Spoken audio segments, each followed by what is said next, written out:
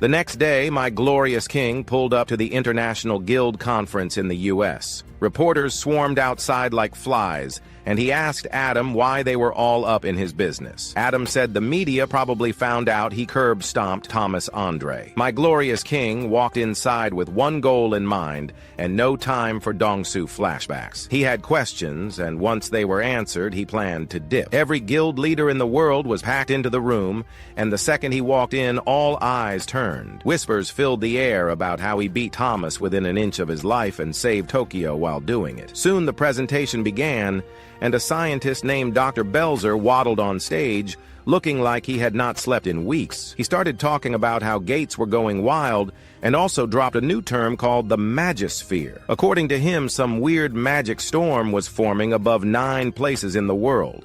Of course, Seoul was at the top of that list, and everyone looked straight at my glorious king like he was behind it. Dr. Belzer tried to calm them down, saying if my glorious king had that kind of power, he would already be something way beyond a hunter. My glorious king kept quiet, but in his head, he was already connecting dots between the 9 hot zones and the rulers and monarchs. Dr. Belzer ended his report saying they had no clue what caused it and no way to stop it, but they better get ready because the world might be about to get cooked. After that, director David Brennan came up and looked like he was about to deliver a eulogy. He confirmed it when he said with zero emotion that Christopher Reed, one of the big national hunters, got assassinated 2 weeks ago. No one knew who did it, but it was clear things were about to get even worse. He then plays a video of Christopher's last battle as he did all. The hunters went dead silent as they saw someone just turned Christopher Reed into dust, and everyone's brain is short-circuiting over it. This just doesn't make sense. Before today, the national-level hunters were considered to be untouchable, and suddenly one of them had been killed, and the second was in the hospital. They start whispering, wondering who could even pull that off, and a few bold ones bring up the same guy who fought Thomas Andre yesterday. Mr. Aura Farmer stands in the middle of the mess, quiet as ever, while the room spins with paranoia. Then director David pops up and drops the bomb, telling them that the Bureau has a suspect, and they call him Suspect S. Then a photo of a man hits the big screen, and the room damn near explodes because the suspect looks just like my glorious king. The energy shifts from shock to full-on confusion. And of course, someone says something dumb about Asians all looking the same because every gathering needs one clown. My glorious king's face doesn't move, but that aura, hot. He's fighting the rage hard. He starts thinking about rulers and dungeons and the voice of that giant lizard Kamish telling him about monarchs and rulers. David then goes on to explain that the man was found inside an American gate, spoke fluent Korean, and got interrogated by Hwang Dong-Soo. But then the situation escalated, and he promptly got turned into furniture, and the result of the battle was that the man wiped the floor with him and burned the place to the ground. The Bureau thinks this guy might have deleted Christopher Reed too. Footage rolls, and there it is. Sung Il-hwan warning Dong-Soo to stay out of Korea. Greed sees it too and confirms that's definitely my glorious king's dad. David keeps going, saying they want all guilds around the world to help catch this guy. Someone asks if the suspect is even human, and the Bureau says his mana output screams monster. Another person asks if this guy was a real hunter who got lost in a gate, and David confirms it. The reason his identity was kept quiet? Because he's connected to someone in the room. That silence you hear is every eye locking onto one man. China's 7-star beast, Lu Jigang, doesn't waste time. He demands answers and asks what the monster's connection is to Mr. Aura Farmer. David sighs and finally says it. Suspect S said he was my glorious king's father. Lu then turns to the king himself and throws the question. What will you do if hunters come for him? Drippy responds without blinking. If that man is a monster, I will kill him. But if he is my father, and any of you dare hunt him, I will end you all myself. He then declared, I will protect my family even if it means making every hunter on Earth my enemy. Later, Adam White catches him outside and asks if he meant what he said. My glorious king just says yes, no extra words, no fluff. Adam grins and says only one other guy would say something like that in front of the whole world. Mr. Aura Farmer asks who Adam points out is Thomas Andre, who is currently recovering in the hospital because even Titans need a nap after crossing the king. Adam lets my glorious king know the Hunter Bureau is throwing a feast and invites him to join the party. Before he even gets a chance to say no, Lu Jigang pulls up with his squad and starts talking in Chinese. My glorious king stands there trying to guess what this man is saying while Adam translates. Lu says he caught some massive sea beast near the coast, and that beast just so happened to be one my glorious king had let slide before. Lu admits the fight was brutal because it happened on water and says he has been waiting to meet the hunter who makes crushing monsters look easy. Then Lu sticks his hand out all serious and respectful.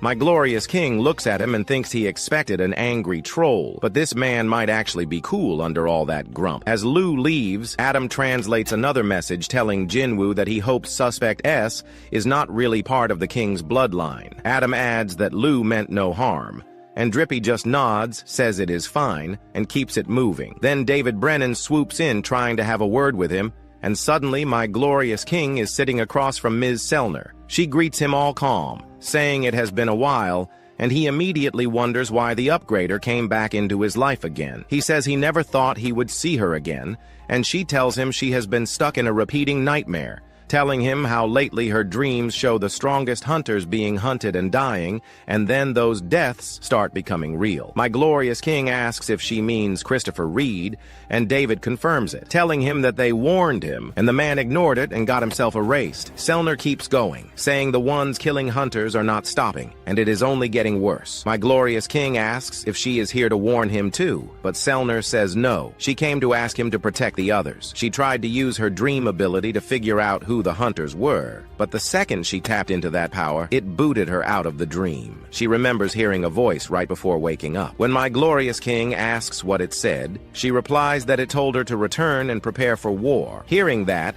his mind jumps back to what the King of Giants said about the war between the rulers and the monarchs, and he starts wondering who is actually killing the hunters. He asks why that has anything to do with her request, and she tells him that the power hunting those people feels a lot like what she saw inside him. He realizes then that she must have seen the Shadow Monarch Daddy's strength during their last meeting. That is when David steps in again and says they are not asking just anyone for help because this enemy is beyond what hunters can handle. They need someone stronger. David admits they doubted the king at first, but that changed after he folded Thomas Andre like laundry. He says they will give my glorious king anything he wants, even Kamish's runestone, because the hunters who were blessed with power are the only ones keeping the world standing, and if they fall, then everything falls. But my glorious king looks them in the eye and tells them that he can't do what they are asking. As Jin-Woo said that, Director Brennan stared at him, all confused, and asked if this was about holding a grudge against Thomas Andre. My glorious king shuts that down instantly and says no. He just still does not know who the hell deserves to catch his hands yet. He stands up, ready to dip. Meanwhile, Adam White was thinking about how my glorious king dropped earlier about protecting his family, even if he has to smoke every hunter in existence. But just as he's about to exit the room, my glorious king turns and hits him with one more curveball, saying if there's a list of hunters that need protection, he wants to see it and meet them too. White's whole vibe softens like, damn, maybe the Shadow Monarch isn't just a walking war crime, and promises to hand it over. Fast forward to the final day of the International Guild Conference, Night of the Hunters. Drippy-Woo pulls up with Jin-Ho, who's walking around like he didn't just get snapped in half a week ago. Drippy asks if he's good. Jin-Ho says he's fresh as hell. Meanwhile, the crowd is straight up whispering like scared cats, saying they can't even sense his presence and that he must be operating on another level. Someone points at Jin-Ho, saying he fought Thomas Andre to save him, like, yeah, that's the vice chairman of the year over there, and now he's fully upgraded to assistant shadow CFO. That's when some corporate suit slides over and tries to pitch my glorious king a deal, wants to buy all the giant corpses from Japan. Drippy-Woo shuts it down instantly and says he handles the monster slapping. Jin-Ho handles the money moves and walks off like a proud dad, thinking, yeah, now that's a real vice chairman right there. White appears again, this time holding the hunter list like it's the Holy Grail, says the ranking is based on their performance and contributions. Drippy-Woo peeks and asks where he stands. White says, based on how many titans he bodied, he's probably third or fourth. Drippy thinks it's all annoying and decides he's just going to mark each hunter with a shadow soldier. Way easier to track who's worth saving, who's about to switch sides, and who needs to get clapped later. Bonus feature. He might even use them to phone home to the rulers. While he's plotting, Hunter Woo gives him a heads up and Drippy-Woo senses something coming. Turns out it's Thomas Andre pulling up with his busted arm still looking like a refrigerator in a suit. Thomas admits the damage from their fight never healed right. Not even magic could fix it. He says Jin-Woo could have destroyed his entire guild if he wanted to, but chose not to, and asks why. Drippy says, simple, you didn't do anything worth dying for. Thomas says he's still going to give Huang a proper funeral even if that man caught a justified fade. Then he raises his hand and says once he's healed, he wants to grab a meal and tells Drippy to give his number to the manager. Laura slides in looking like she's trying not to roll her eyes and says her boss is just socially awkward and that being rough is his version of affection. She asks if there's anything Jin-Woo wants as a thank you gift. Drippy thinks for 2 seconds and says maybe a decent dagger, something that won't break the first time he swings it. She leaves, and White offers to escort him to meet the hunters on the list. Jin-Woo says, no need, I've got it handled, but then his eyes narrow. Something's off. He asks where the rank 6 hunter is. White says they lost contact a few days before the conference, and the Brazilian government is still trying to locate him. My glorious king stays quiet, but the calculation is already happening in his head. That makes it 7 people left on the list, and 1 more reason to start preparing for the next war. As Mr. Aura Farmer stood there with Agent White, he asked Adam where the rank 6 hunter was, as he hadn't seen him at the party. White hit him with a fat nothing. Adam told Jin-Woo that the dude vanished before the conference, and both the secret agency and Brazil had no clue about his whereabouts. That left 7 people on his little hit list of problems. Meanwhile, in Korea, Chairman Go Gun-hee was in his office, gripping his chest like someone just spoiled his favorite drama. His heart was being dramatic again. He thought about how it had been shaking for years now, but recently things have gotten worse. The doctor said he had 6 months left unless he stopped working, but it had already been 2 years. Man was built different. He smiled, thinking how he had been successful in cheating death longer than he or the doctors had expected. Just then his phone buzzed. Wifey called to check in because apparently sensing death through the phone is a wife skill. He said he was fine and hung up. That peace lasted all of 2 seconds because then he felt something in the room. He turned and boom. Creepy Grandpa himself had pulled up like a horror movie jump scare. Gun-hee stared at him, thinking about how that dude had appeared out of nowhere, and the fact that he wasn't able to sense him coming at all was bad news. He thought to himself that there was 0 chance of surviving if they threw hands. Creepy Grandpa confirmed the room was now cut off from the world. Chairman had a mini crisis, wondering if he was dreaming until he got a shard of ice to the gut. The chairman coughed up some anger and demanded to know who he was dealing with. Creepy Grandpa got cocky and said something about how he expected the chairman to recognize him, but whatever. Then he went full villain mode, dropped a wave of mana-like and told the greatest fragment of brilliant light to reveal itself. He then called the human body a busted vessel and smacked him again just for fun. But the second the dust cleared, the real one stepped out, like, surprise, bitch. The chairman was glowing now, eyes lit up, aura crackling. Creepy Grandpa smirked, but deep down knew he just poked a lion. The chairman called him out, and Creepy Grandpa replied with monologue number 2, something about 7 fragments, 2 broken, and how he was dying to see the pride shattered. Now he was ready to kill. The chairman said, do it then. Creepy Grandpa laughed, said he was dumb for fighting him in that broken vessel that he didn't even had a full control of. He, on the other hand, had full control over his. Creepy Grandpa, still high on his frosty delusion, went full Elsa and turned the room into an ice dungeon. But the chairman was not here for that frozen reboot. The man headbutted the ice like it owed him money, then flew at Creepy Grandpa and swung hard. Creepy Grandpa dodged and nearly skewered the chairman's skull with an ice spike. Chairman tried to return the favor with a punch to the face, but Creepy Grandpa froze his whole arm so the hit never came. Seeing this, Chairman said, screw it, and shattered the ice with raw strength, then went in again. But his body started screaming. He knew the clock was ticking and that he had a very limited time left, so whatever he wanted to do, he had to do it now. So he charged up a final blow to end the fight, but Creepy Grandpa blocked it with a shield. But Gun-hee had put all of his might behind that hit, so even if Creepy Grandpa had managed to block the attack, the force sent him flying. The last hit took almost everything from him. Gun-hee knew that he was on borrowed time, but as he dropped to one knee and felt his body finally give up, he wondered if that was it, if this was his limit. Creepy Grandpa stood there all smug and said the chairman's vessel was busted. Tossed out the whole fragment of luminosity title like it was an insult now. Before Chairman could clap back, Creepy Grandpa ran up and drove an ice sword into his chest, and he wanted to be petty to the end. He even called him pitiful, telling him that the world was already doomed.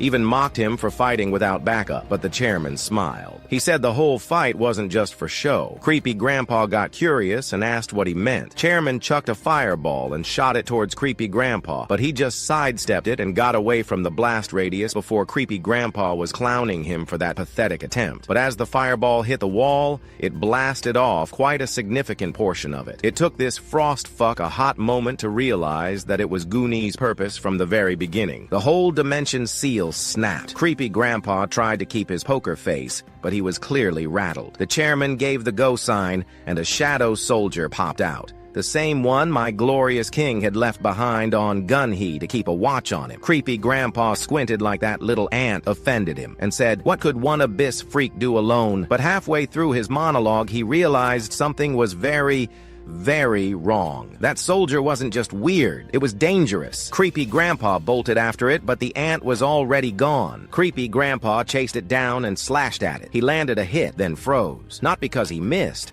but because someone caught the blade with bare hands. My glorious king had arrived. He grabbed Creepy Grandpa by the throat and asked who the hell he was. Creepy Grandpa instantly knew who he was dealing with. He could sense Shadow Daddy's energy from my glorious king. Startled by the number of shadows he had, Creepy Grandpa asked Mr. Aura, the farmer, why someone with that many soldiers never came knocking before. Creepy Grandpa looked at Drippy Woo like he was the missing puzzle piece. Then he tried to freeze his damn arm, but my glorious king didn't even flinch. He pulled out his dagger and shattered the ice like it was glass from a dollar store. Knowing that he doesn't stand a chance, Creepy Grandpa switched gears fast and said maybe they should call it a day, saying that he is not here today to fight to the death. This all seemed crazy to Drippy Woo since the guy had pulled up like it was his villain arc finale. Drippy Woo raised a brow, wondering what exactly this creepy fuck was getting at. Just then, Creepy Grandpa pointed back at the chairman, who was barely hanging on. That's when it hit. My glorious king remembered the ant soldier was supposed to be guarding the chairman,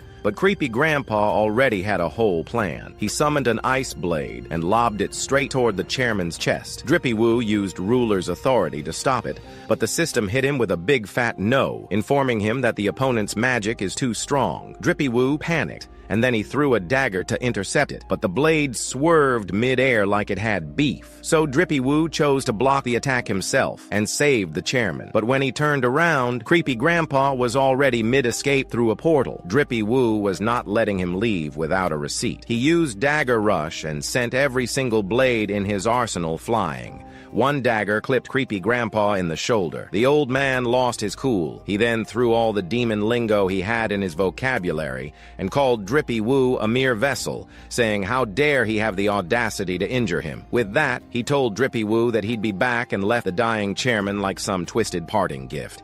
As the portal closed, my glorious king ran to the chairman, furious at himself for not sensing anything. He checked the wounds, way too deep for basic healing. So he summoned Beru and begged him to fix it. Beru tried, but it was having no effect, so Drippy Woo pulled out the holy water. But the chairman stopped him. He told Drippy Woo not to waste it. The chairman knew he was done, but he wasn't bitter. He said he was glad Drippy Woo was the one fighting the monarchs, told him the world would need him to pick a side someday, asked him to stay with humanity. He said he always dreamed of fighting beside hunters like him, knowing that the world would be in the hands of hunters like Drippy Woo. He could leave the world without any regrets. He then told Drippy Woo his heart only kept beating all this time just to meet him, that it was all for this moment, and with that he smiled one last time, whispered that he was relieved. Fast forward to the next day. The news that Brazil's top hunter, Jonas, was found dead in a nearby river, and that the Korean Hunter Association's chairman, Go Gun-hee, was brutally murdered after being stabbed in the heart is making headlines around the world. The entire globe is thrown into a state of panic. As the news broke out that these absolute powerhouses got bodied out of nowhere, everyone started freaking out. Even the U.S. Hunter Bureau had to come out and say something, which never happens unless stuff is really bad. The mundane humans started wondering what the future holds for them when the ones that were supposed to protect them weren't safe themselves. And the fact that a bunch of walking nukes just dropped dead and nobody knows how or why. And just like that, a few days passed by. And now, my glorious king was standing at Chairman Go Gun-hee's funeral. He turns to Jin-Chul, who was looking like a walking corpse, and asks him how he is holding up. He says he has not been himself and then hits Drippy Woo with a $1 million question. Was the thing that killed the chairman really that strong? Drippy Woo tells him he was too late to do anything. Jin-Chul stares off like his whole reality just broke. He then says how this all does not feel real because just yesterday the chairman was joking about his trip to the US. Now the man is 6 feet under. He thanks my glorious king for trying to save him, but Drippy Woo shuts that down fast. He says no. He is not accepting any thanks until that monster is dead. He swears on his life. Then he tells Jin-Chul to call the press because he is about to raise hell. At the press conference, Drippy Woo lays it all out. He tells the world these monsters are hunting S-ranks like it is a sport. Not just that. These things are smarter than most humans. They trap people in magic cages and pick them off one by one like it is nothing. My glorious king tells every hunter who thinks they are on the list to stick close to people they trust. He also tells them about the monster who called itself the Monarch of Frost. This thing looked him in the eye and dipped before Drippy Woo could even flex. It was clear even the strongest would not survive a one-on-one. He wraps it up with one last message for all the hunters in the world, saying that if they have no one to watch their back, then they should contact him or go through the Korean Hunter Association. The camera cuts to a dark cave where all the other monarchs are holding a little evil meetup. Creepy Grandpa tells them the Shadow Monarch is out and about.